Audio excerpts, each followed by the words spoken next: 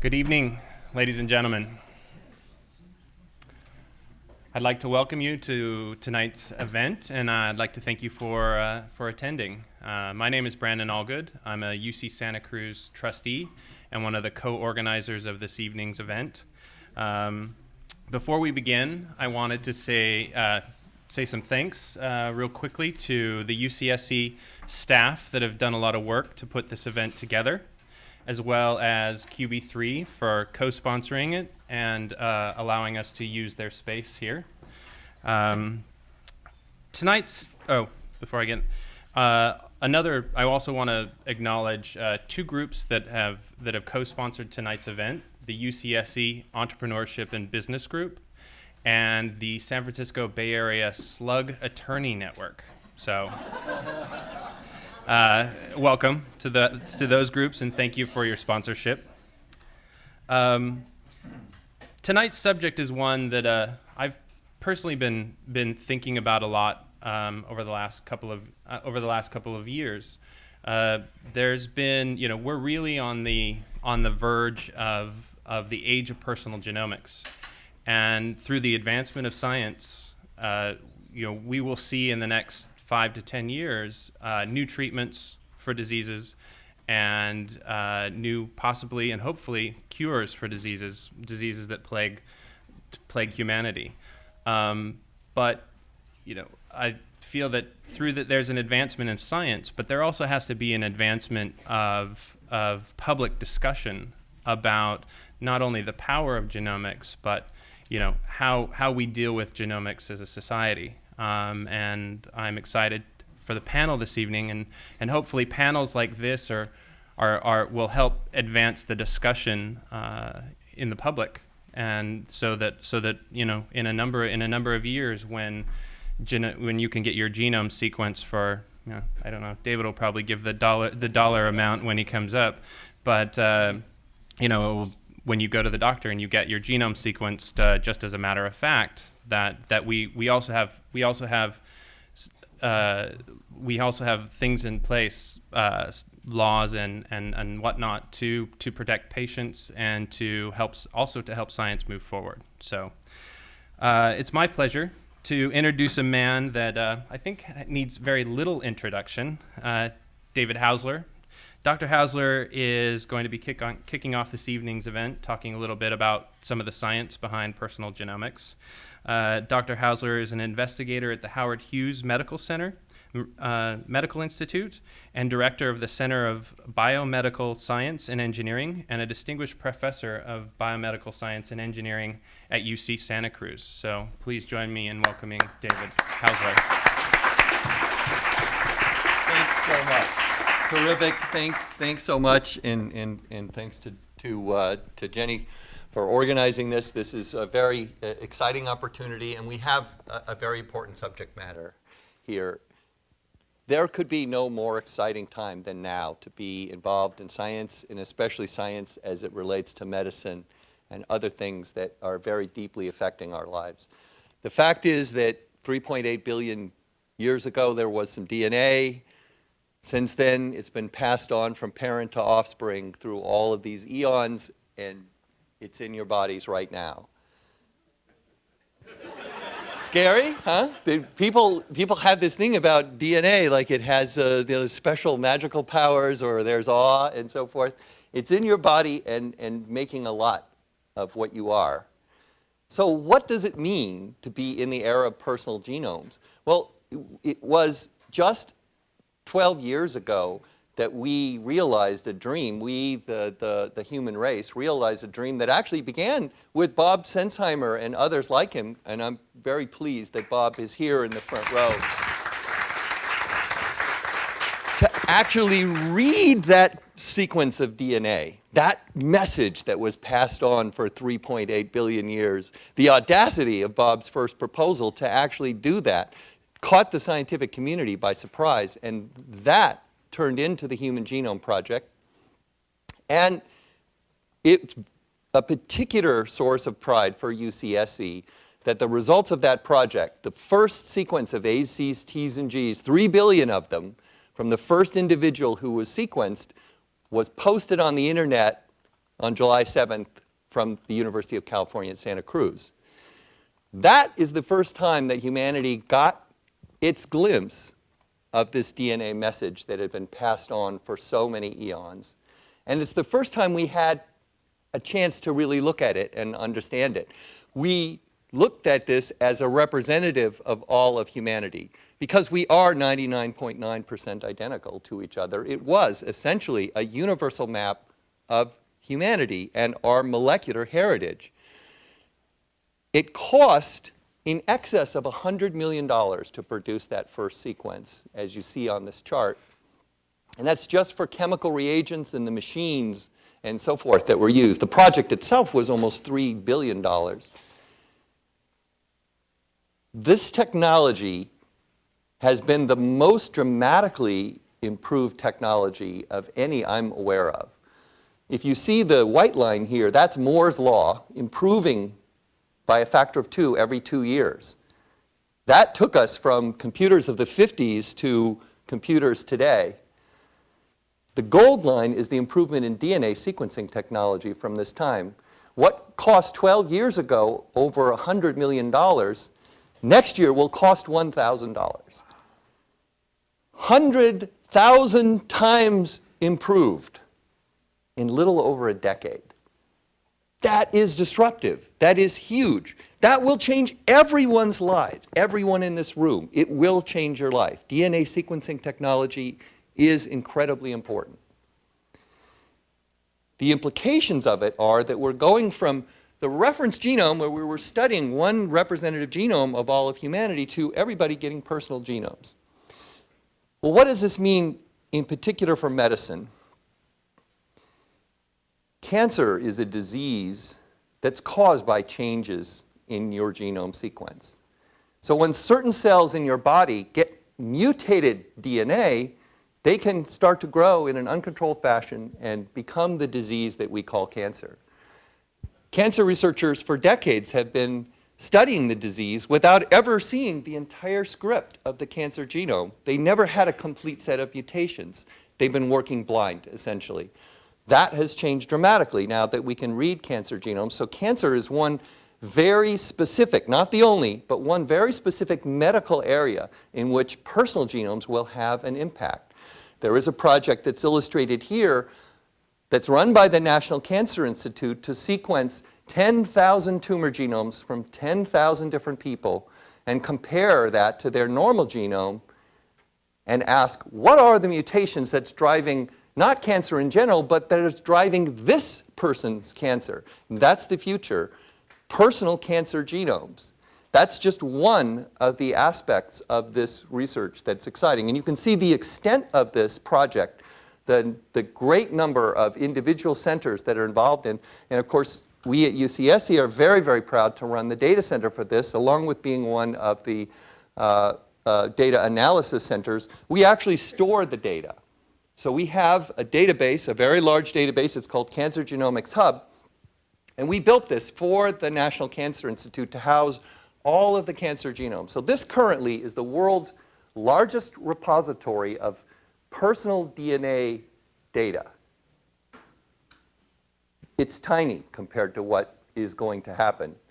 But it's large compared to what biology is typically used to. This database, this one initial prototypical database, is already designed to hold 5 petabytes of data. That's 5 times 10 to the power 15 bytes of data. It's similar to the amount of data that's produced by the Large Hadron Collider project, for example, in physics. This is big data for biology, like big data is for physics. And all of the people who you see in this valley who have the skills for big data, who built the machines, who created the internet revolution, these are now the people that will be helping with medical problems, because they're the people that have the expertise for looking at big data like this. And so this repository was built to enable them. It was built to energize a new generation of big science based on genomics. I think all of these things are great and idealistic, but the one thing we're going to talk about tonight is, does society really accept this? Or do we not trust government databases of our DNA? what abuses might happen from this? What do we reveal when we study a person's DNA? What's personal, what's private? So these, I think, are the main things. And I'm here to tell you that the technological challenge in revolutionizing this field with the advent of big data and big computation and big genomics, they are surmountable. The hardest challenges are going to be the social issues. And that's why this evening is so important, and that's why I'm so proud to introduce Professor Jenny Reardon from the UCSC faculty, who's come to us and really created a very exciting, the Center for Science and Justice. The group in my laboratory are avid participants in this regular event. The whole center that's evolved around Jenny's work has been dramatic, and we're very, very proud to have her at UCSC. She's a leader in the field of genomics and society. Her book, Race to the Finish, Identity and Governance in an Age of Genomics, is an incredible account of the Human Diversity Project and the collision between scientific ambitions and scientific naivete and the cultural realities of looking at our genetic diversity. It's a must-read for everybody, and Jenny is now working on a new book, The Post-Genomic Condition, Ethics, Justice, Knowledge After the Genome, and I am very, very excited about the new book. So without further ado, I'm going to let Jenny take over here, our brilliant organizer. Thanks so much, and thanks everybody for coming tonight.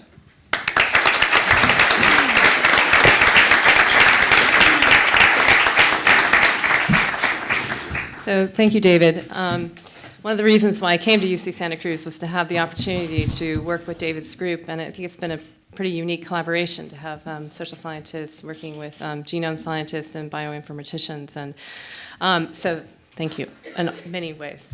So I want to welcome all of you to the event tonight. Thank you for coming. As many of you will know, and as David just pointed out, the last few years have been pretty dramatic in genomics. There have been some tremendous advances in sequencing technologies. David gave you some of the numbers.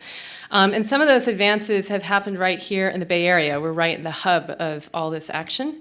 So I think it's quite appropriate that we be having this conversation here. And so now it is very realistic to think that we could sequence anybody in this room's genome, that it would be financially feasible to do that.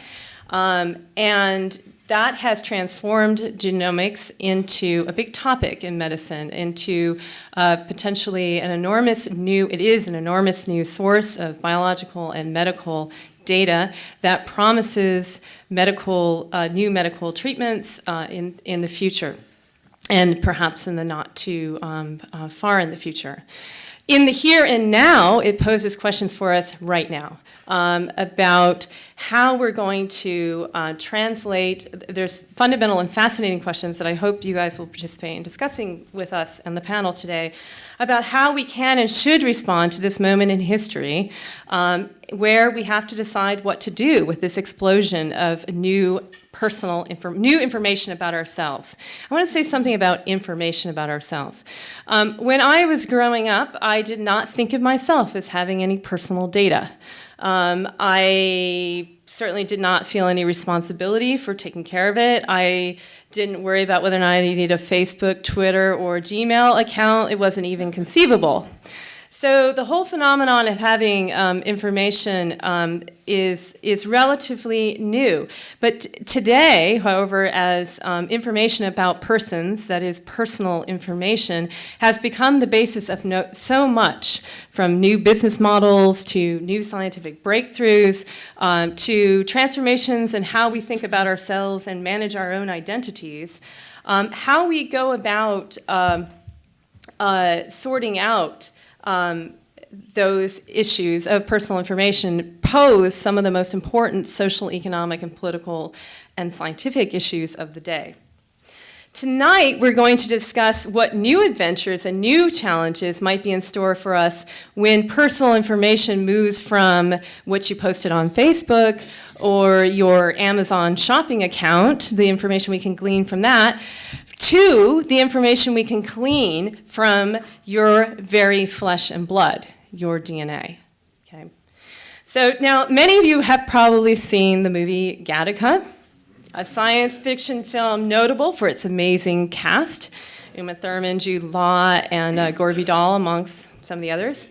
And also for its slick design and its ability to ask smart questions about what appeared in 1997 to be a science fiction future, making societally important decisions based on the code of your DNA, the G, A, T, C's, the Gattacas of your genome, if you hadn't worked out what the meaning of the title was. Today, a short 15 years later, we're very close to having that technical capacity to live in Gattaca land. And the question, of course, is how we should proceed. What role should not just the recognized experts, the genome scientists, the computer scientists, the medical doctors play, but also for all of us actually in the room, for everyone in the room in forging this future. So to answer these questions at UC Santa Cruz through our Science and Justice Initiative, we've really been experimenting with pulling together new collectivities of people to address these novel developments in our society right now, at which genomics is right at the center, and figuring out how we have the conversations we need to have to address these questions that David was saying that actually are very, very difficult to think about and address. And this is what this event is part of, trying to create that that type of experiment in public conversations, in conversations that create the ways of thinking, the discussion, the democratic discussion needed to figure out these issues. Tonight, we're joining up with UCSF in this event, and I'm really pleased to be here at UCSF, and thank you for their support in making this come off, and I hope this is the first of many such collaborations with them, and have assembled a tremendous panel. Who bring to the stage tonight a very diverse set of expertises that come from multiple domains, from medical science, from patient advocacy, to business, to computer science, the law, and public policy, and all those things we need, and from genomics. I think you'll find that their unique blend of expertise is going to take us on a pretty interesting journey tonight. So that is the kind of frame for tonight. Before we get started, I have the great pleasure of introducing all of them. And so I would like to do that first, and then we will, the panel tonight is going to be very much in a question-answer format. Those of you who have watched NPR, of course, many people probably, I don't know, Terry Gross is like one of my heroes. So I'm not Terry Gross, but But you can channel it. but I will try, okay? So that's my motto, okay? So I'd like to introduce the panelists. I'm going to, I've got you guys in a different order, but maybe I'll read you so I'm not going to confuse everyone. I'll start with John Wilbanks, over here at the right side of the table. So John Wilbanks is not representing any political views here. John Wilbanks is currently a director of Sage BioNetworks, a fellow of the Ewing Marion Kauffman Foundation, and a fellow of the Ewing Marion Kauffman Foundation based in Kansas City, where I'm from. So anyway, in the 1990s, he founded Inselico Incorporated, a bioinformatics company. He was vice president of science at Creative Commons, which many of you will know, following a fellowship at the World Wide Web Consortium in Semantic Web for Life Sciences. John founded and directs the Consent to Research project, which I imagine you might mention a bit more about tonight, that makes systems that let people donate their data. This is kind of an innovative thing that he's doing. And also ways to route that data to researchers. He is an ardent advocate for wider adoption of open access policies in science and increased sharing of data by scientists. John is recognized by many as a revolutionary mind with respect to the topics we will be discussing tonight. So welcome, John Wilbanks.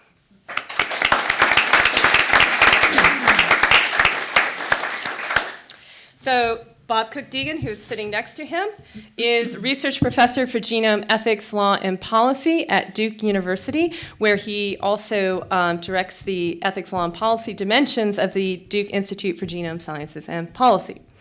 He received his MD from the University of Colorado and did postdoctoral research in molecular biology of oncogenes, so cancer. He served on the board for the Physician of Human Rights from 1988 to 1996, and in the very beginning of the Human Genome Project served as a policy advisor for Jim Watson. He knows a lot about the Human Genome Project. He also wrote the definitive book of the early days and through to the mid-90s part of the Human Genome Project, The Gene Wars, Science, Politics, and the Human Genome. So if you want to know how it all got started and what all the early debates were, he's your person. He is known nationally and internationally for his work on issues of property and patenting in the life sciences. Please join me in welcoming Bob Cook-Deegan.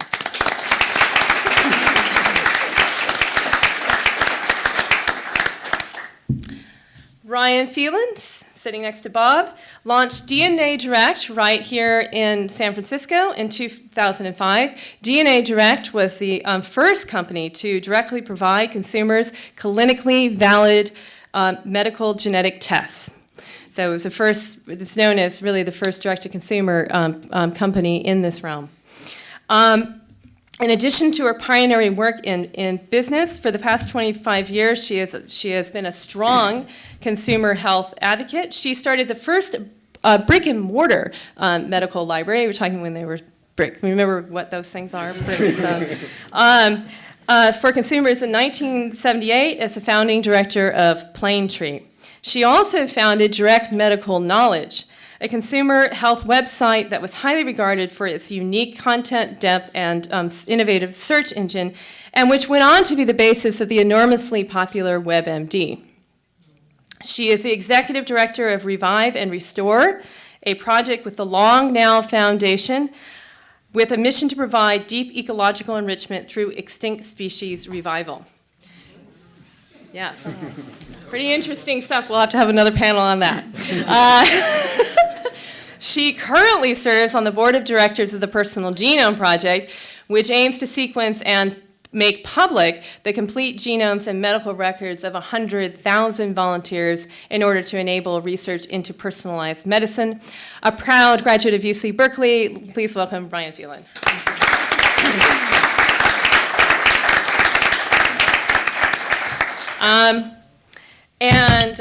Sorry, I didn't have to write the order. Okay, and Gail Jarvik, sitting next to Ryan and me. Gail is the head of the Division of Medical Genetics and the Motulsky Chair, Professor in Medicine, and Professor of Genome Sciences at the University of Washington Medical Center up north. In case you were wondering if it was St. Louis. Dr.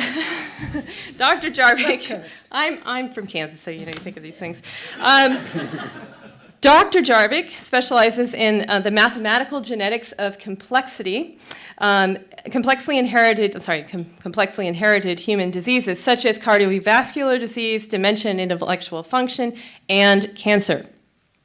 She is actively investigating the implementation of genomics in clinical care, so this meeting of genomics with medicine, which is all critical at this moment, both through her leadership in the eMERGE project, which is a nationally funded project to figure out how we should, when we should link electronic medical records to genomic data, as well as in the National Clinical Sequencing Exploratory Research Consortium, which applies high-throughput sequencing to clinical care.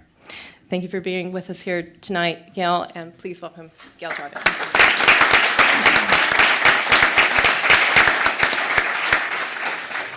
Okay, so as the panel knows, but I just want to fill in the audience, what we're going to do is I'm going to pose a question each of the panelists, and they're going to have a chance to respond to that. And then the rest of the panelists will then chime in with any responses that you all might have to that question. So it's one question specifically written for each of the panel members who bring different expertise to the table. And then I'll have one question at the end that's posed to all of them, and then it will open up to you all to have a chance to ask questions. Okay, so that's the basic format. Okay, so my first question is to you, Gail. Turn around here so I see you all. So So as David has mentioned, and as I just recalled, we've seen huge progress in sequencing genomes in the last 5 years. And so now it's a reality that the genomic data is potentially there to be used in medicine. And this is a huge scientific and technical feat that we've managed to do that, and to do it as cheaply as we can. So what I want to ask you is where we're at in the next big challenge, which is how do we make this sequence meaningful for medical care? What, at the moment, is the medical value of, would you say, of genomic information? And how should the medical system respond to that value in this moment? Should patients have access to their genomes, and if so, in what form? So what is the value of this information right now? And then the converse part of that is, as we find, well, I'm going to let you answer that, and then I'll ask you the second one. That's a good place to start. What is the value right now of the genomic information? So really in the medicine? current utility, because it's a very Yeah. fast-moving target. Yeah. So I've been a clinical geneticist for over 20 years, and much has changed in that time. And right now, we're just to the point where we are using whole genomes in the clinic. And at University of Washington, we're very lucky to have very good genomics, and we are a center for clinical sequencing. We have one of 6 national grants to apply that sequencing to clinical care. So we're actually doing a randomized controlled trial of patients with colon cancer, where half of them will get usual care, and half of them we're doing what we call exome sequencing, so sequencing all the coding regions of the genome. And we're returning the whole exome results to those subjects. And what we hope to learn, a lot of the questions that you're asking really don't have an answer. You know, what is the downstream cost of doing this? Are you going to start ordering other tests because of things you saw? What is the patient experience? What is the referring doctor's experience? How do you get this in the electronic medical records? We have a big bioethics component. But a lot of it is just, process. How do you actually get it done? How do you consent someone? Explain all that. Yeah. So going past that to what is the utility right now, we selected about 150 genes besides a bunch of cancer genes, dozens of those, that we thought, unrelated to their colon cancer, could have clinical meaning, that we could actually change a patient's clinical care based on the result of, we call those actionable genes, and we being a committee of like 20 physicians that sits in a room and argues, which is really fun. We love that. And of those, most people will have none of those conditions except for the pharmacogenetics genes, and most of us will have variation in genes that relate to how we metabolize drugs. And so we actually saw a patient back yesterday for return of her whole exome results, and her results were 4 pharmacogenetic variants that she had that affected drug metabolism. That's the most common thing, but as we go through this process, we'll be seeing more and more things. And one of the decisions that we've made is, if we're not going to return something to the subject, we don't look at it. So if it's not in our 200 genes, we don't look, because we don't want to know something that we're not telling the people in the study. Okay. So an exome, maybe explain briefly what an exome Yeah, so is. Everyone knows what it is. so only about 5% of your genome, well, less than 5%, 1% about your genome codes for protein. The exome picks up flanking sequence on both sides. So it really is everything that codes for protein and a little bit inside of it and around it that gets sequenced. And we know how to interpret that data better. And so we had to, we love genomes, but as a study, we had to say, well, this is much cheaper to do. We can do more people this way, and we know what to make of the data, so we decided to go with exomes. But from a patient's perspective, it really is everything that makes a protein. Right, okay. And you're picking how many actionable genes? We have about Variants did you pick? 180 genes 180. altogether, and then we would look at all the variation in those genes, which is a lot of variation. And how many people are in the study that you're picking? We're going to 220 people in the 220. study. We're up to about 23 as of this morning, I think. Okay, so I just want to give people a sense of what that might be like, like, so maybe a story that might help illustrate, are you meeting directly with the people who you're giving the data back and saying, look, we looked at these 220, we looked at 100 and how many genes? It's 200-ish. 200-ish genes, and we found these sites in your genome that where you had a variant that we deem medically meaningful. Yes. That's essentially what you're doing. And you're saying that mostly what you're finding is that it's in the drug processing. Yeah, and genes. that's what we expect, because those are Yeah. common variants. Right. You know, a breast cancer mutation would be rare. Okay, so tell me about one you argued about, one that you thought maybe we should include, maybe we shouldn't. We argued about hemochromatosis, which has been argued about before for population screening, and it's not something that's population screened. So hemochromatosis is a disease where iron is overabsorbed, and then that iron in only about 8% of men and fewer women can cause organ damage, heart damage, liver failure, and death. But it's a minority of people, and for that reason it's not screened for, because most people who have it don't express the disease. But we decided if you have that information, that's different than going and screening for it. And so we're actually returning that information. And then we got into argument, well, do you return it only for men, because it's much more meaningful for men, because women don't express the disease as much, and that was a big debate. And we decided that we would return it for both men and women, because we didn't want to make a distinction, but medically one certainly could have been made. Okay, and then I'm going to want the other panelists to come in on this too, but why would you not return the results? Results that we chose Yeah. not to return. Yeah. We chose not to return. Remember, this is a starting point, so we're just Yeah. getting started, and we're not saying this is right for all of time. Yeah. You have to start somewhere, and we wanted to start in the space of things we understand. Yeah. So we're not returning results for something that we medically can't treat. Right. So for Huntington's disease, we're not going to return that. Yeah. That's more harm than good Yeah. to return that. And we're not looking at it, so we don't know it. We're also not returning in the genes that we care about. We're not returning variants that we don't know what they mean, variants of uncertain medical significance. So we have many changes in our genome. Most of them don't do anything. They're what we call benign.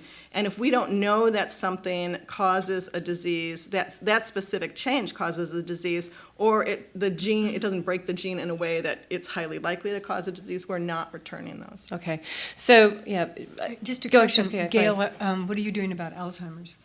Happily, the common variant for Alzheimer's, APOE4, doesn't type very well, so we ducked that, but we would not return Alzheimer's because there's not a preventative therapy for Alzheimer's right now. But we actually, it's not even in our space of discussion because the technology doesn't work very well for it. And do you That's return the interesting. whole exome, but you just don't you don't return interpretations except on those genes, but do you return the raw exome file? No, so we don't return the raw exome file, and there's a number of reasons for that. One is I don't know of a meaningful format to return it to a patient that they would understand or that their doctors would understand. That I have had very unhappy experiences with just giving people variants of uncertain significance back for breast cancer and having their doctor decide to take off their breasts. Even though I had wow. very specifically said, this is likely to be benign, I don't think this is a breast cancer causing mutation, the doctors say, well, you have breast cancer, you have mutation in Yeah. your breast cancer gene, off with Yeah. the breasts. Yeah. And so we have a lot of education to do, and how people understand that. And so, again, we want to sort of balance the harm and the good. So I'm a big advocate of patients having as much information as possible, but I want it to be meaningful information. And then similarly, and I think this is a discussion that people don't get into, I think people have the right to refuse that genomic information. And I'm very concerned, as genomes are used in clinical medicine, that people will be given incidental findings that they don't actually want, that you'll get a genome for your cancer, and someone's going to tell you you're at risk for a different Yeah. disease that you don't actually want to know about. And it's not clear at all that people are going to be consented to separate that. And I think that's a really important patient issue. You should have the right to say, fine, do it for my cancer, but I don't want to know about the rest of that stuff. So I want to get other panelists' perspectives on this because this is at the moment a really big issue. We could sequence all of your genomes. We could potentially link it to your medical records. Should we do that? How much of it should we release to you? How much of it should we release to the doctor? When? It could be that we put it in a time capsule, and over time, as we know more, we release more. So these are very relevant questions at the moment. So I'm curious of the other panelists. Yeah. Right. Well, I'd like to first say that, first, hats off to you for the fact that you guys are delivering information about 20 some different genetic variants. And I think for the audience here, it's important to say that this is still, pretty revolutionary. And so, applause. you know. But now I'm going to push it even further, because there's so much more we can do by participating in research.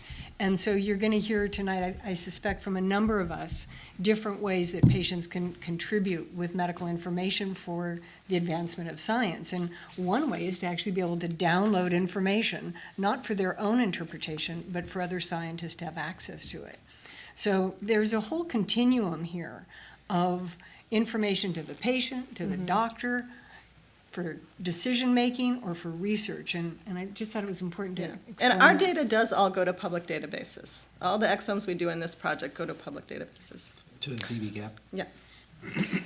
Bob or John, do you want to come in on this one? Well, I was just going to say, so this dilemma of, David showed the graph of how ubiquitous DNA sequencing is becoming precisely and only because it's so darn cheap, right? It's going to be out there, there's going to be a lot of it, and we're at this inflection point where we don't quite know how we're going to manage that. First thing we're going to start with is people's genomes. Although we're actually doing all sorts of other things that are pretty interesting too, including the stuff that you're doing.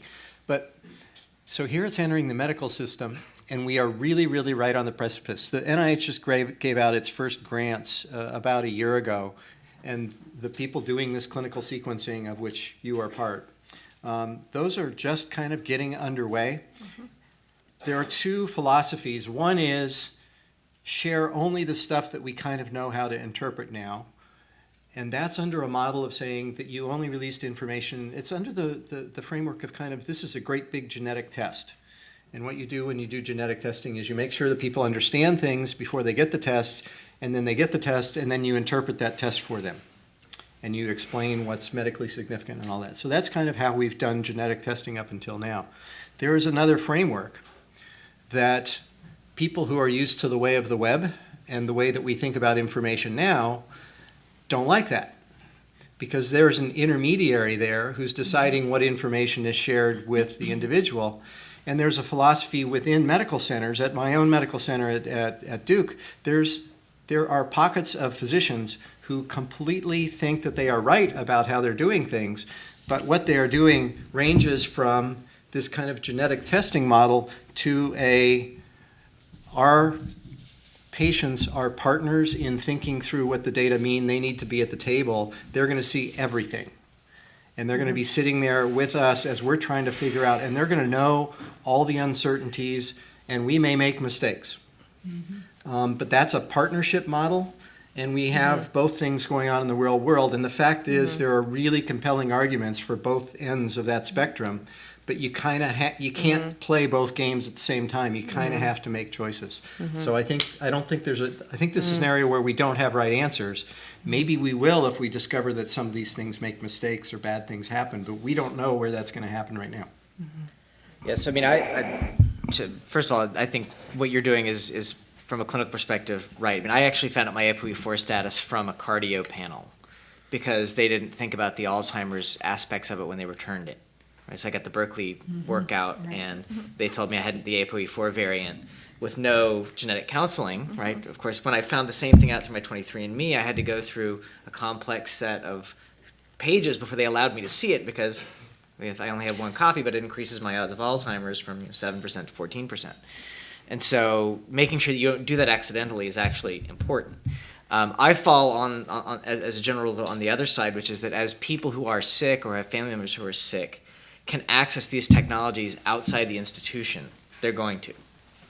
Right? So there's a massive overinvestment in core genomics facilities. So now you can buy these services, right? There's actually online marketplaces that let you get PCR and sequencing from core genomics facilities at competitive bids as an outsider with no credentials. And so groups of people will come together and sequence themselves if the system isn't doing research on them. And they'll get these files and they'll hand them to researchers and they'll hand them to mathematicians. And a lot of bad decisions are going to get made as a result of that. But if you're not part of the existing clinical research system anyway, this is a ray of hope. And it may be a false one, but there's 2,500 foundations that do at least $100,000 a year in research in the U.S. privately. And they're starting to think that maybe giving it to academics is not the best way to spend it. Right? So pooling people, generating data, getting that data to mathematicians is becoming a credible alternative. And who explains it to the subject? Nobody does. They come together and they commission it themselves. It's outside the entire system. But is it reasonable to say, I'm going to pay $5,000 and I'm going to get, a genome back to me, and I'm not a geneticist, and, I may be a college professor in economics, and I'm certainly probably not a fireman, but someone has to put it in context. But I'm a so is it clinical- reasonable is a different question is from is it happening? Oh, sure, it's happening. Right. Sure, it's happening. That's- Right. so that- No, that's- of course that's it's the point I'm happening. making. I'm not It'll making the point that it's continue to happen. reasonable. But I think if you think about the broader context, from my standpoint as a clinician, we have people coming to clinic to have their direct-to-consumer genetic tests explained to them because they're not adequately explained. And we have a flood of completely healthy people who are now medicalized. Yeah. By a choice they made and a choice that they had the right to make. But then, is it the insurance system's burden to pay for those visits? There's a lot of downstream costs of that. And so I'm not I against that loudly model, agree with but I that think you point, should right? I think you should talk about, the pluses and minuses. Well, I'm a- so, and I'm going to get to that, I think, in my question. But Okay. my point is that it's not whether or not it's reasonable. But like the very thing that is reasonable about what the clinical system is doing is pushing patients to do it themselves outside the clinical system. And that has a significant impact of its own. I'm just going to tell a funny little story and then move to Ryan's question for Ryan. Little machine, the sequencing machine, the desktop sequencing machine that was recently made that you could buy for like $50,000. I was talking to someone who was selling those, and he said that the company was working with the people who make the minis, that little car. You mean BMW? Is it Busy BMW? BMW. Okay, they were going to do a marketing thing together where there was going to be an ad where you drove to the beach in your Mini with your sequencing machine and you did your sequencing at the beach. This was within their realm of imaginaries. Okay, so this brings me to my question to Ryan, who's been in the business of figuring out what is meaningful, not just medically, but also from a business side, what might make a business. So I'm going to ask you about both sides of that, and also from your consumer advocacy side. So I'm going to start with the consumer advocacy point. So start with Plaintree. So you have a lot of experience working to get patients access to information, first through this brick and mortar library, and then through to the company that you built that ended up being WebMD that was extremely popular. What has your experience been, and when in 2005 you moved into genomics, what was different about this information? Was there something different about this information? WebMD, of course, was enormously popular. Genomics at this point hasn't been that popular. It's a really good question. And I would say that when I was initially, and this is now 30 years ago, thinking about helping patients get access to medical information, it was really new terrain. I mean, patient education used to be a brochure in a doctor's office, if you were lucky, on about 5 topics, like what is diabetes, what is heart disease, and some of the older people in this audience are shaking their head. And there was a very patriarchal attitude then that patients should not have information about how serious their illness was. The prognosis of their illness was never discussed in many cases. And it was assumed that doctor knows best. And that was really the way medicine was run and still in many cases today. Genomic information has had what we often call genetic exceptionalism, a sort of attitude that, boy, this is now really loaded. Patients really can't handle this information because of all the uncertainty, and because some of it could be very, as they say, it could be something like Huntington's disease. It's got a high likelihood of somebody developing this disease, but a lot of it has, a very minimal consequence to it. So the question is, can a patient ever make sense of that? And so I'd say that I think genomics is today where we were 20 years ago thinking about serious medical conditions like cancer, and can patients handle the staging of information. But what's happened is the internet. And so what took 30 years to get to a WebMD being ubiquitous is now going to take us 5 to 10 years to get genomic information ubiquitous. Because just like that chart that David was showing to all of us, it's happening exponentially. And so I think that we're still at the early stages of people starting to get access to genomic information, but I think once they have it, it's going to be ubiquitous. We're all going to have it, and it's not going to be such a big deal. And even the privacy, I think, is not going to be such a big deal. The rate limiting factor on it is high quality interpretation. What do you do with all this information? But I think it's important for consumers to realize we've been dealing with uncertainty in medicine forever, since every one of us has been alive. You'll read today that your Dean Ornish diet is the way to go, or your Atkins diet is the way to go, and it's flipped. The medication that's absolutely going to help you with cancer, for breast cancer, is the one that's going to only work for 20% of the patients, and yet many women were on it for 6 years. It happens, and it's because we're all dealing with science, and I think that genetics will really be no different, and we'll develop a tolerance to that uncertainty, just like we do about diets. Mm-hmm. I'd love to get the other panelists' Yeah. perspective on that one. So this is the obverse of the genetic exceptionalism. It will just be like the other information. I think so. Yeah, I have a comment actually on that, because we've been in the position of taking people who were in big research studies and sending them out what we call reconsents and asking them, now, can we put your information online? Do you want your genomic information back? Because last time we told you we weren't going to give it to you. And do you want our newsletter? And they say, sure, go ahead, put it online. A very small fraction of people say no to that. They say, sure, I want it back. A small fraction of people say no to that. A lot of people don't want our newsletter. Okay. So, I don't blame them. I get a lot of junk mail too. But this idea that it's all very scary and it's got to be private and nobody wants anyone to see it is not the media. experience of human beings, And what we've actually found is that the older the individual is, the less they care, which is not what people predicted. Because they're like, yeah, if there's anything in there, probably we know by now.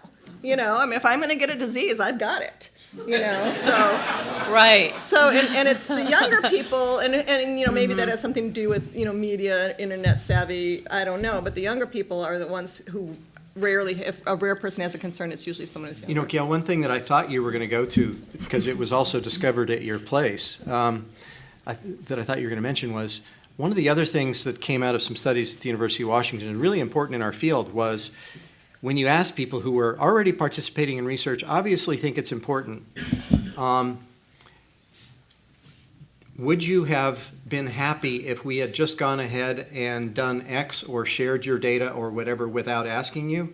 The answer is a very clear no. It's the title of this paper is Glad You Asked, and it's something that actually we didn't know in our field.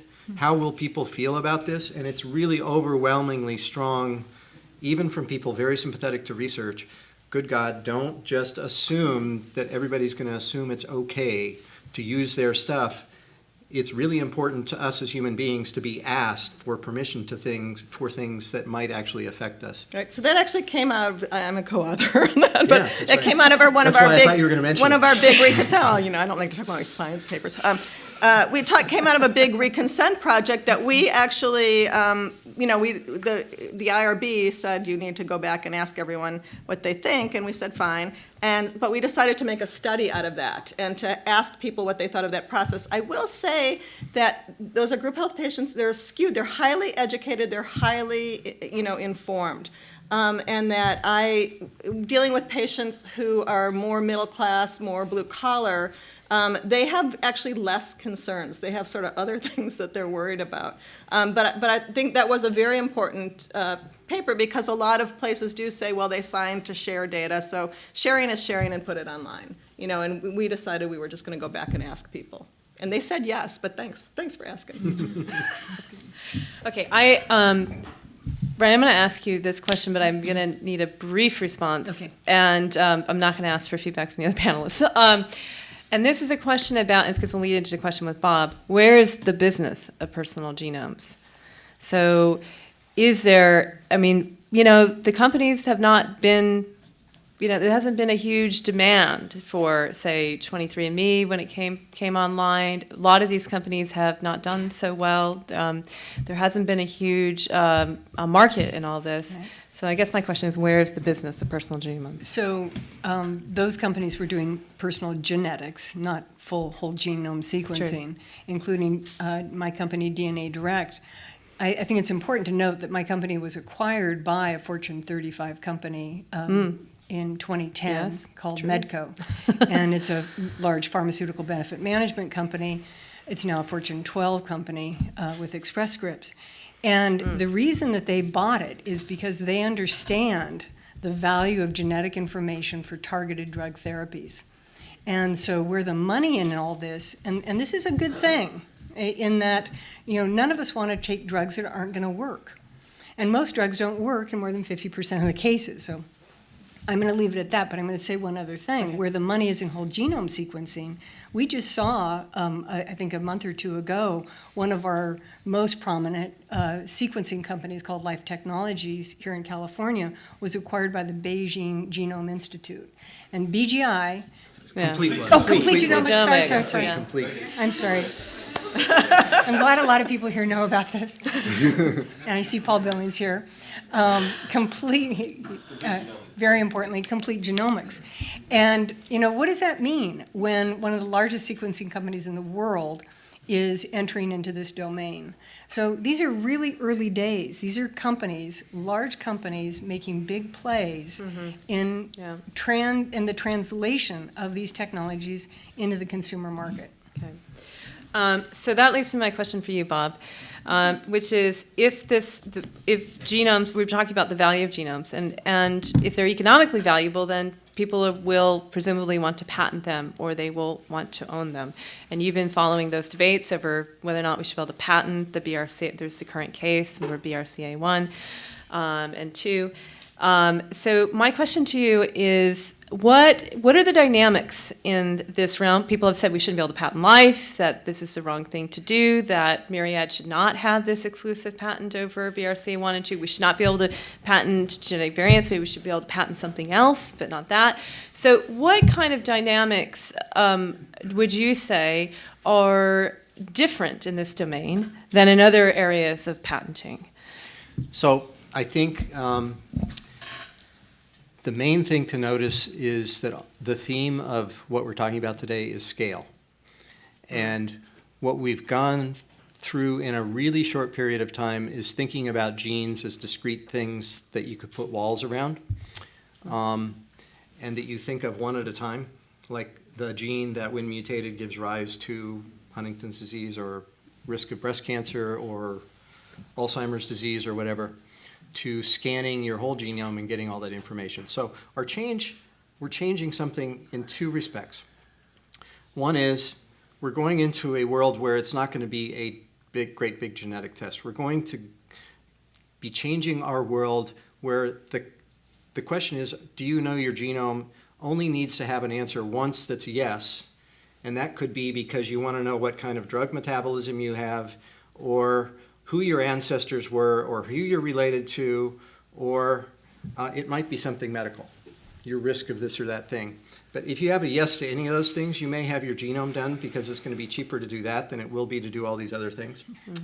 And once you've got it, it's no longer a genetic test question. It's a question of what are you going to do with the information? Because the information is now there, it exists, and the policies are now about management of information and uses of information, not about should you get a genetic test. Yet we are still thinking about things as a genetic test. Now, how's that got to do with property and money and patents? Well, our legal system, so those of you, I can't talk about this without talking about the case that probably all of you know about. There is a case that has, just last week, was appealed to the Supreme Court for the second time on the cluster of 2 genes that have multiple patents on them for the inherited risk of breast and ovarian cancer. And this is a case that's been going on since May of 2009, and the appeals, so I may be completely wrong about this, but I actually think Supreme Court will take this case. And if you start from where most people start, the first time they confront this question is, how can you patent a gene? And the answer for 30 years has been that, yeah, of course you can because you've isolated it and you've done something to it. Well, the answer to that question might change by next June. And it could be the answer will be no. You can't patent a human gene. That's a very foreseeable thing the Supreme Court might do. And so yet we've lived through 30 years thinking about that. So now what's that got to do with this? Well, back to where David was. He talked about the $1,000 genome. Right now, it costs about $3,400 to get the test for those 2 genes. Well, hold it. David said you can do your whole genome for $1,000. Now, that doesn't include the interpretation. It's not at the same level of accuracy. But hold it. Are we going to do that anymore? Are we going to test for 1 gene at a time or 2 genes at a time? I don't think so. So we're already at the point where the world is about to change in a very dramatic way. But please remember, I just said we've got a case going to Supreme Court about science that happened in the mid-1990s. And we're going to have a decision by the middle of 2013 for patents that are about to expire in 2014 and 2015 for a business model that is actually out there in the world. And it could be that the Supreme Court is going to tell the world, oh, you know what, they shouldn't have gotten that monopoly. So isn't that interesting? So here's the thing. Now, what's that got to do with personal genomics? All the decisions that are being made about the business models, the bioinformatics, we don't actually know what's patentable right now. The rules are changing as the law changes. And moreover, there are these clusters. There are about, last year, we've got a database of patents that have been granted in the United States that say something about DNA or RNA that has about 62,000 patents in it. Of those, it looks like about 4,000 of those say something about a human gene. And those exist. And if what you want to do is scan the whole genome, it's quite possible that you're going to bump into some intellectual property that somebody has claimed. And the fact is, there is no soul on the planet who knows the answer to this question. If you scan your whole genome, are you infringing patents? Or how many patents are you infringing? This is the first question that Judge Bryson asked the lawyer for Myriad Genetics in this case that I just alluded to. And the lawyer for Myriad Genetics said, no, you're not infringing our patents. And the lawyer for the American Civil Liberties Union said, of course you are. Read the English in that patent. And so we don't know the answer to that. Yet many business decisions are being made. And so think about this scale thing. Yeah. You've got a lot of stuff going on. So we're in a very, very murky world where we've got uncertainty about the science, we've got uncertainty about the legal interpretation of what's patentable and what isn't, and we've got zillions of business decisions that matter about our future that are being made in the face of all this uncertainty. So, and we actually don't even know how important the patents are in the first place. They were very, very important for the early history of genetic testing in this particular company's case. They've done about 1 million tests, and they make about $400 million a year on this one test. Wow. So this is the blockbuster model of drug development as applied to a diagnostic. And look, love it or hate it, capitalism works. And those are the rules that we set up. It's not like this is good versus evil. This is a particular business model that worked really well for that company, but a lot of people don't like it. It's incompatible with another set of completely open science, the sort of thing that we've gotten used to in software, where patents don't matter nearly as much. So, Well, I was leaning in your direction. Yeah, I want to jump in there and go to John, I'm done. because so capitalism works, but there's a lot of questions about what form of capitalism we're talking about, too. And what is the place for openness, and what kind of patents, what kind of property. So I'm going to turn to John Wilbanks, who has really been a strong advocate for putting things out into the public domain, open access. I won't ask you if you're a capitalist. You are. You started a company. And I'm a senior fellow on entrepreneurship at the you've Ewing Marion really- Kauffman that's Foundation. right. Of So course, yes, right. Yeah, I am. absolutely. Yeah, I'm Okay. guilty of You capitalism. weren't accused. So So this is, of course, a very interesting dynamic in genomics, is that there has been a push from the very beginning to put things out in the open. I mean, David, your group has been involved in the push to have things out in the open and have it be public.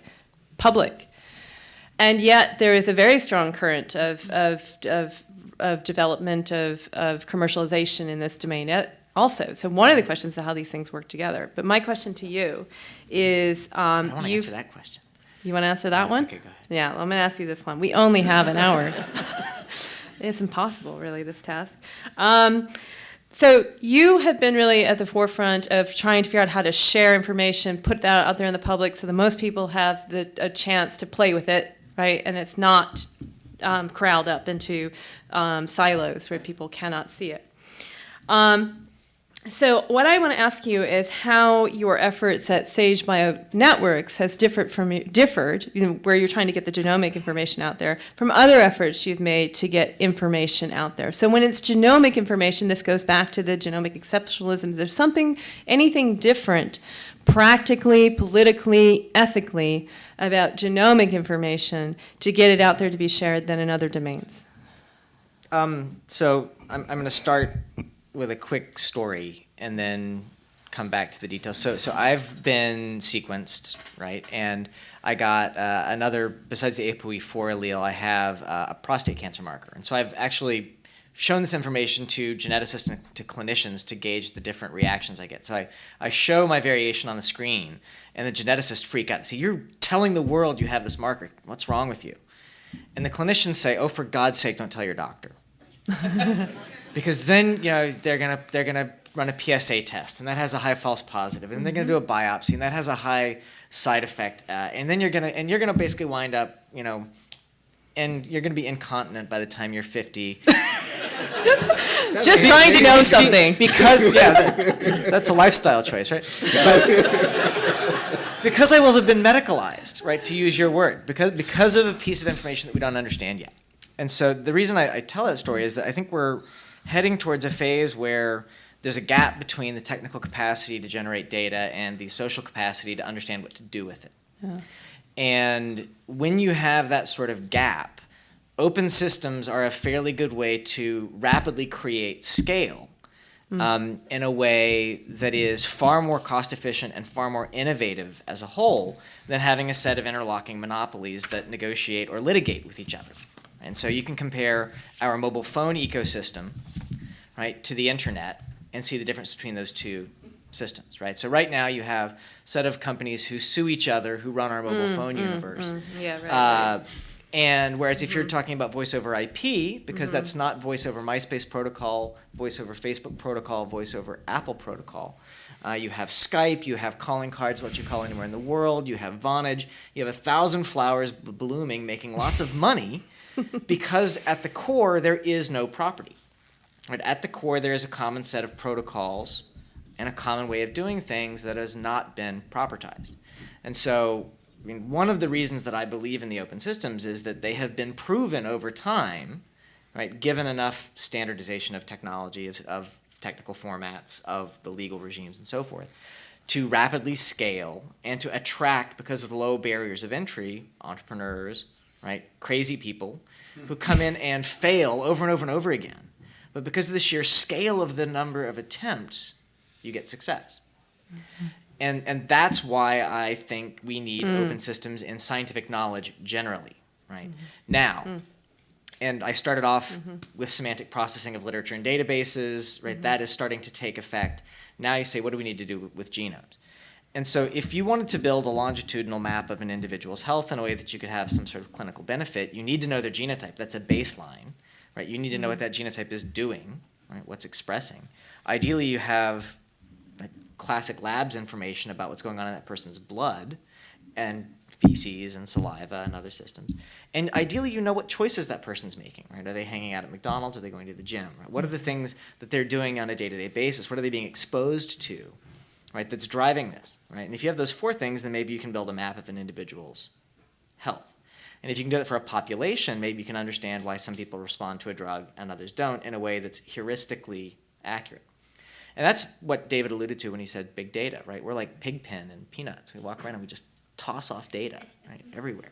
And we're starting to be able to capture that data and use it, right? That's what I'm saying. When I grew up, I didn't toss off any data. Well, we were, right? It was called your permanent record, and you didn't want anything bad in it, right? And so your genotype is sort of like your permanent record, right? Modulo, right? Telomeres and tumors, right? But it's more or less your permanent DNA record. And so what's different about it is that you can't really change it. Someone else can order it for you. Someone else can publish it and sell it and trade it, right? That's what 23andMe's model is to do that. And you all very rarely have agency over that unless you have paid for the agency. So having the choice of whether to receive your information or not is agency, and that's really important, right? Understanding the true cost, right? That if you've paid $99 for your SNPs, right, you haven't actually paid for your SNPs. You've paid for a copy of your SNPs, and the other copy is sitting at a company being monetized. A SNP is a single nucleotide. Right. If you've paid for your basic, your just minimum profile. So that's different in genomics. The fact that the law doesn't yet consider it identifiable information, but it's obviously identifiable information, is different in genomics. Right. And the need to educate people about the choice they're making so that they make an informed consent as opposed to the sort of consent you make when you accept an app on the App Store is a big difference. Because there's an obligation to tell people about that gap between the technology and the capacity to interpret it. So that you only get people in who understand the uncertainty and say, you know what, I believe that the social benefit of sharing my information is greater than the risk that may come from it. I understand that the primary value right now is research value, not clinical value. But that if we're going to make the transition from research to clinical value, some number of us have to be willing to step out in front and take arrows in the back. And the Personal Genome Project was the start of that in many ways for me. And what we're seeing now is the ethos of the Personal Genome Project, the sharing ethos of that, starting to spread out so that you say, if I've paid for a test, I'd like a copy so that I can donate it to a more generic project.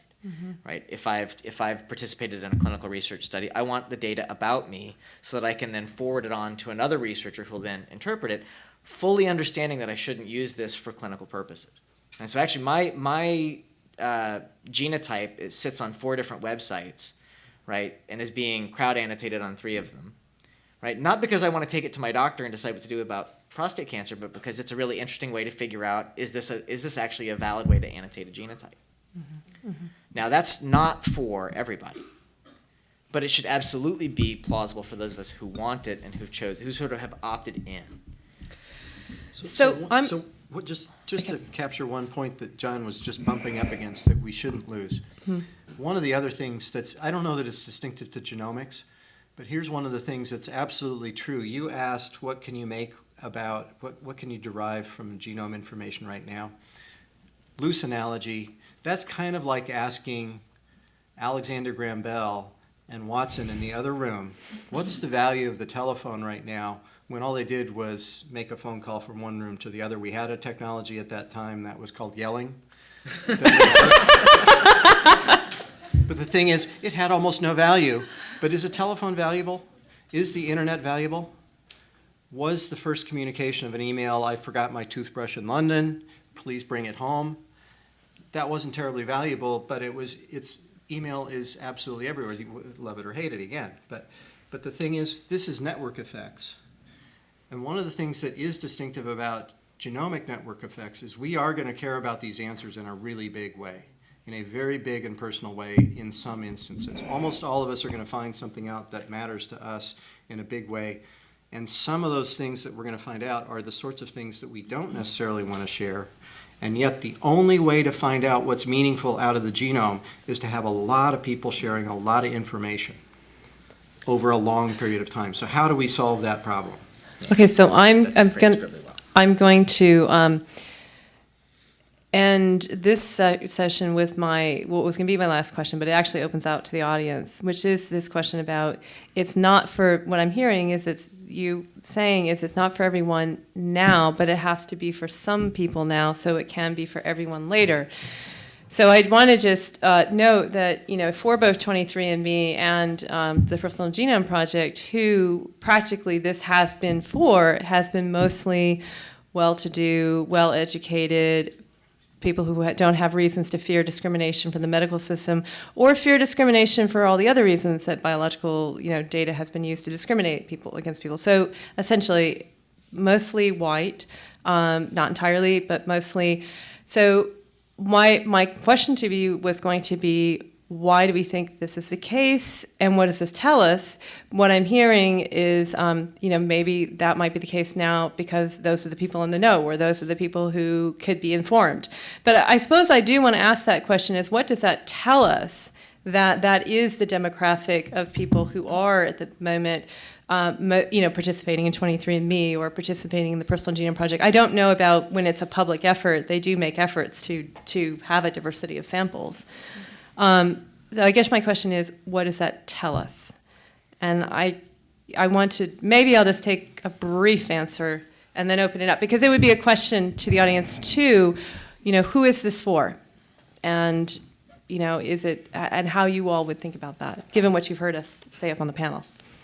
I'd say it tells us about marketing, and that's it.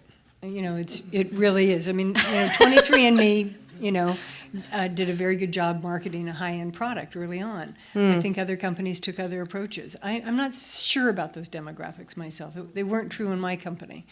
And I think that with all early adoption, we see people who are more affluent being able to pay for the technology, utilize the technology. But what we've seen with the mobile phone and the computer is that, the world is wired.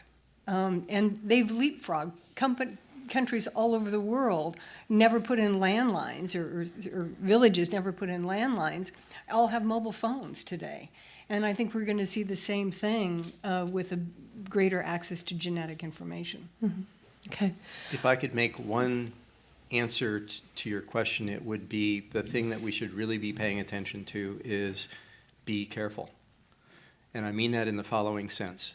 If there is a science that happened in the last century that caused social convulsions, it was the intermingling of eugenics and genetics and racial hygiene, and the preconceptions we have of populations that are based on our history and our culture, that can be rapidly reinforced or not, depending on how you choose to use data.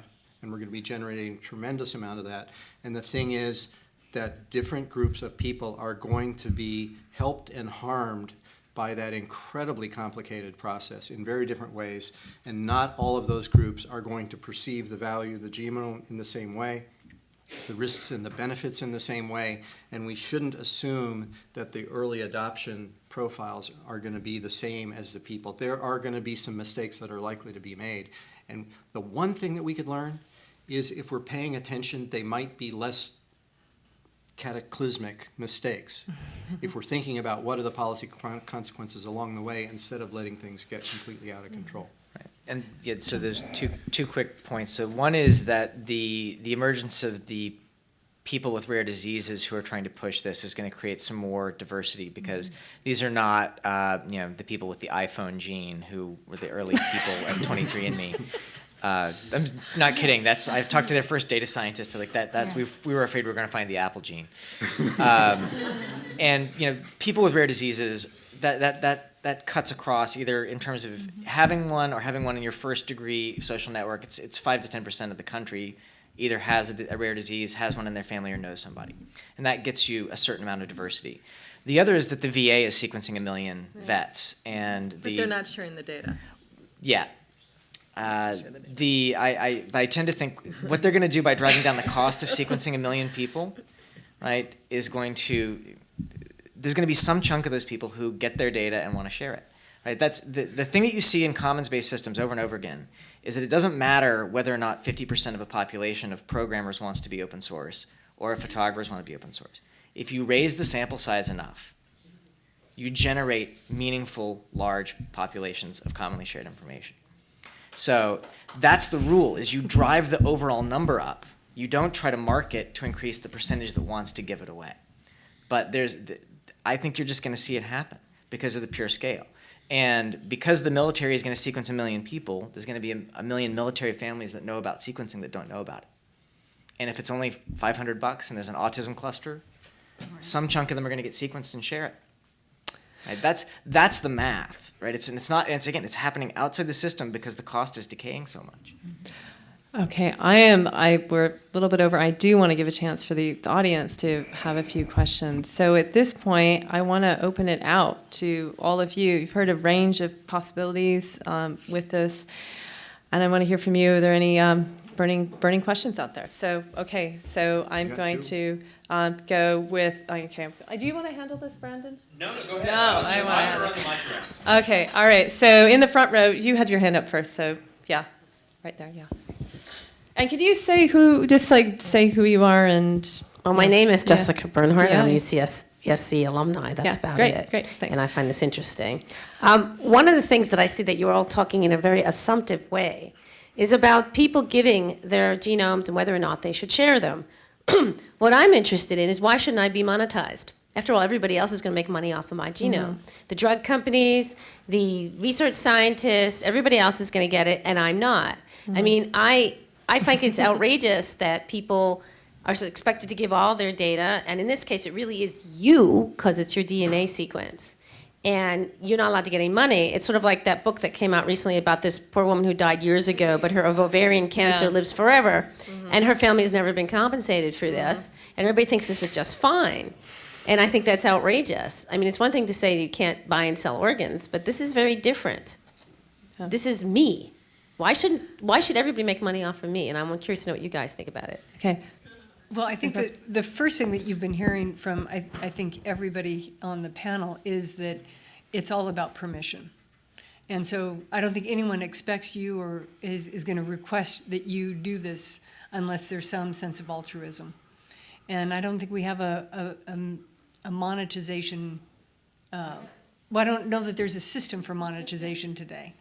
And I'm not sure the net present value of your genome is high. I mean, that's But not, yeah. I mean, and the, Drug targets, but you can the- find things like this woman whose cancer has lived forever. But that's a cell line, right? That's a physical product, which is different. So, I mean, so the value of one person's information in Facebook is very low. The value of the aggregate information in Facebook is very high. So that's why Facebook gives you a free product in exchange for your information in the aggregate. And by the way, we don't know its value at Facebook. Yeah, it either has a yet. debatable value at Facebook.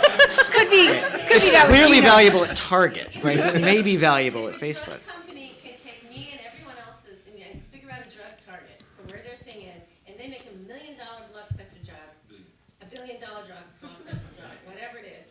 I should get a piece. It's a very tiny piece, but it's a piece. That has been Aggregate. that You can do it. that has been this is being discussed about Facebook too. You know, should everyone get 20 cents or should someone get 50,000? I mean, that goes to the capitalism point. But I would like to take what I'd like to do is collect a few comments and then have a final response from the panel. So if we can just collect, you know, here and Ted there and yeah, Kate, in the back. My name's Henry Bigelow. I'm a computational biologist at Amgen. My question is about phenotype. Just like we had individual genetic tests, there really is no way to get a person's entire array of phenotype. It's not even defined. But that would be very, very valuable information, I would think, you know, for GWAS studies. And actually, that's much more nerve-wracking to share than genome. But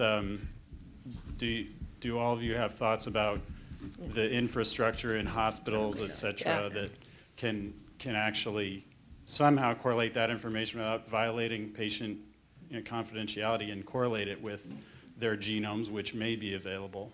Good question. So we'll have our phenotype. We'll come back to that.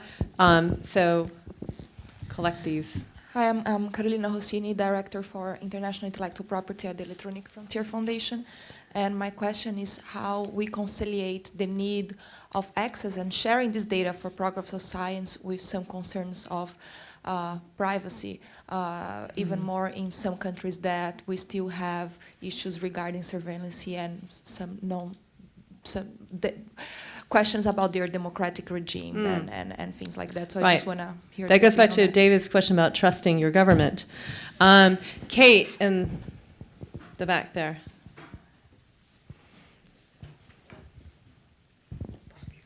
Hi, I'm Kate Darling. I'm a sociologist here at UCSF, so I'll ask the medicalization question, I guess.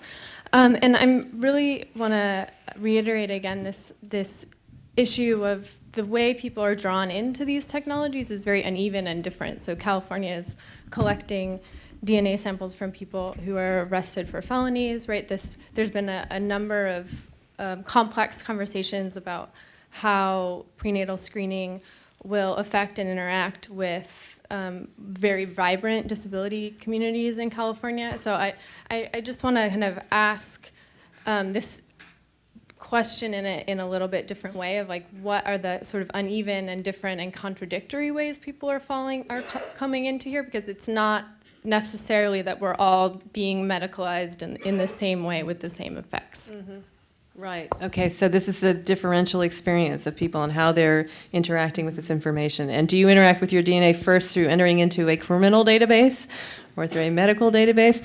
Ted, you had your hand up, and we'll just, Brandon, do you want to just take one more? Well, and then since I'm holding the mic, I'm going to ask one thing. Oh, Brandon wants to- Sorry, yeah. that's privilege Yeah, of the mic. Yeah. So the panel's discussed about how genomics is personal, Yeah. but genomics is more than personal. It's familial.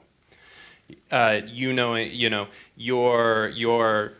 parents may decide to allow their genome to be sequenced and publicized, Yeah. but that says a lot about the child, about the individual. Does the family have any rights in saying that's okay, that's not okay? I'll just leave it at that. Okay, then very quickly, and then we're going to Very quick. So John Wilbanks points out I'm Ted Goldstein. I'm a graduate student with David and a former Apple vice president. And so for me, I'm come from a world where I've seen the rapid growth of how open systems and commercial systems interact. One of the big things that I've been shocked by in the medical industry is the way patent law is handled is 180 degrees opposite.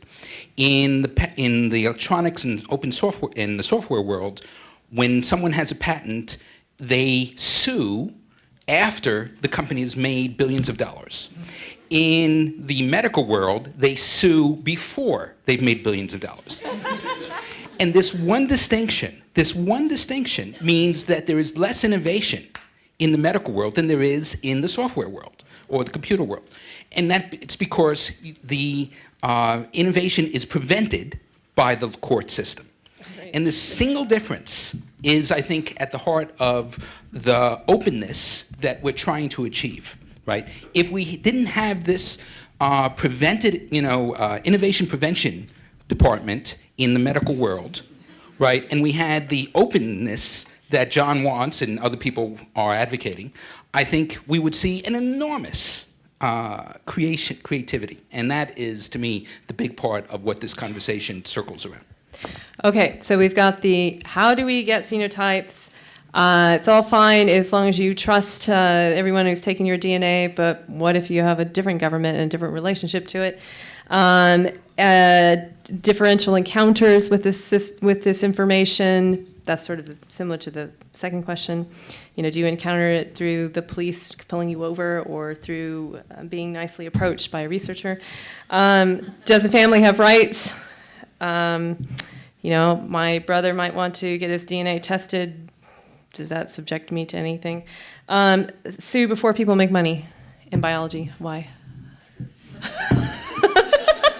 Anyway, anyone want to respond to any of those? I'll start with the first one, which was the phenotype question.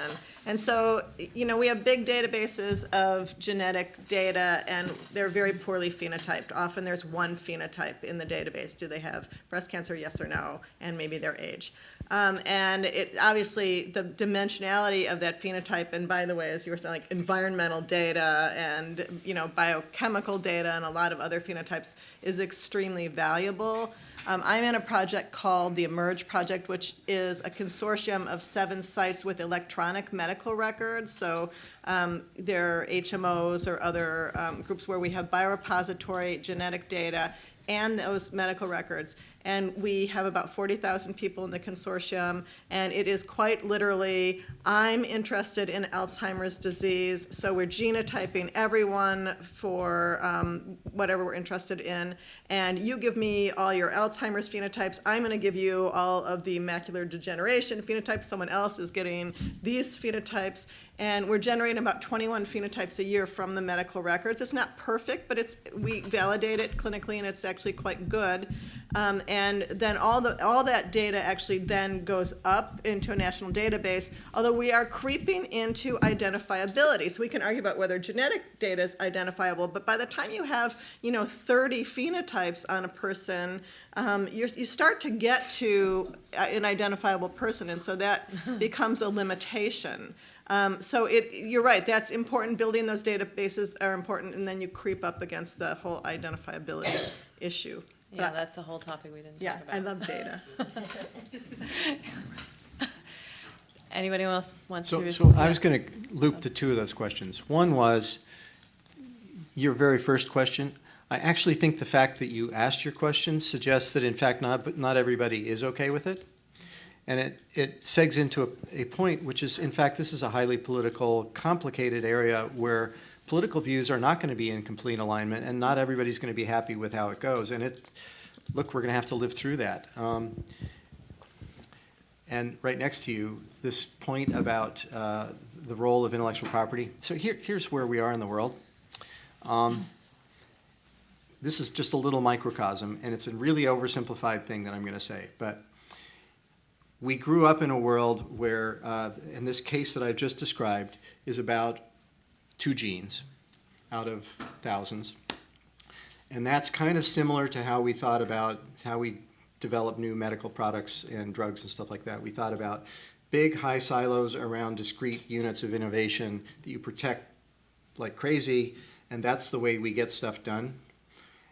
Genomics, because of its scale, because of its information intensity, and because of all sorts of other reasons, is probably going to look more in the future like infotech and telecom and these other places where we don't have a theory of intellectual property that works, than the past of drug development. So we don't know what world we're going into, but we do know that the old world is kind of going the way of the Apatosaurus. And We're already there. Ryan's going to sequence them and bring them back. Absolutely. I'm going to go, and then I'm going to let Ryan have the last word. Sorry. No, go ahead. That was good. That was really good, John. So I want to talk about to your point about the monetization and then about the openness. I think there are going to be very few blockbuster drugs in the future, because the very knowledge we get from the genome will let us know not to give you the drug. The reason drugs are blockbusters is because we give them to people where they're not going to work, but we don't know in advance who they're going to be. And that's going to get harder and harder to pull off. And so I think that's not where the monetization is likely to come from. It will come from places like neuromarketing, unfortunately. And when it comes to the openness side, right, trust me, they call me. People that you're going to have genetic susceptibility to certain kinds of products based on your phenotype and your genotype interaction. Right, there are companies trying to do that already, and someone will figure it out at some point. Doesn't your point exactly I need to time out. I don't care what happens with mine, so that's the difference. I don't think mine's going to be very valuable for a very long time. So when you get to the openness side of things, I think that we need to have some risk tolerance as a society for data studies like we did when we did the Salk study, where we say there's going to be a risk to sharing your data. We need to have consented people who understand that, and we need to create an open system at the core that lets us do innovative stuff. And the reality is that some people will tell you that it's 3 data points and you're identifiable, right? Your zip, your gender, and your birthday. Some people will argue that identifies 87% of the United States. But that study hasn't been replicated. But there is some irreducible number of points after which you are identifiable, right, mathematically, and that number is going to drop as the computers get bigger and faster and the data gets more robust about you as an individual. So I think that privacy is going to be the place where innovation, we're protected from innovation in order to protect our privacy going forward, and that we're going to live through a difficult period where we figure out how to deal with that as a society. And Clay Shirky has this great quote that in the future everyone will be anonymous for 15 minutes. And it's a quip and it's funny, but there's some truth. There's something true in there. And we're going to have to figure out how to recognize that as a society, because right now we pretend that it's not true, right? And it is absolutely pretending that we have this thing that we think of as privacy, that it's a right and that it's powerful, right? We're pretending that. And either we have to make it real, which will have consequences, or we have to live with the alternatives. And right now we're not doing either very well. And Ryan. Well said. And I guess I would just second all of that. I would add to it that I think one of the biggest problems that we have in our country is the fact that we can't trust our government to ensure that we have medical coverage when we have a pre-existing condition. And I think this whole question of trust in other governments and how do you deal with this, that gives us all such angst about sharing of medical information. And I think until we get over that, we're going to continue to have a lack of altruism of how we can all find faster cures, how we can contribute to it. One thing that we didn't talk about is the microbiome, all the, microbial life that we're all carrying. And I think it's where we're going to have incredible advances in science and drugs and targeted things. We have so much to share. And we've just begun in that area. And unless we're sharing it, the exposures we have in our home, the exposures that we have with our different diets and everything else, I think we're going to just, really all suffer from a lack of it. So I hope we do share. All right. So I want to thank all the panelists, and Brandon, I think you had a few words, but I just wanted to thank you all. This was a fabulous discussion, I thought, and so I just want to thank the panelists and thank you.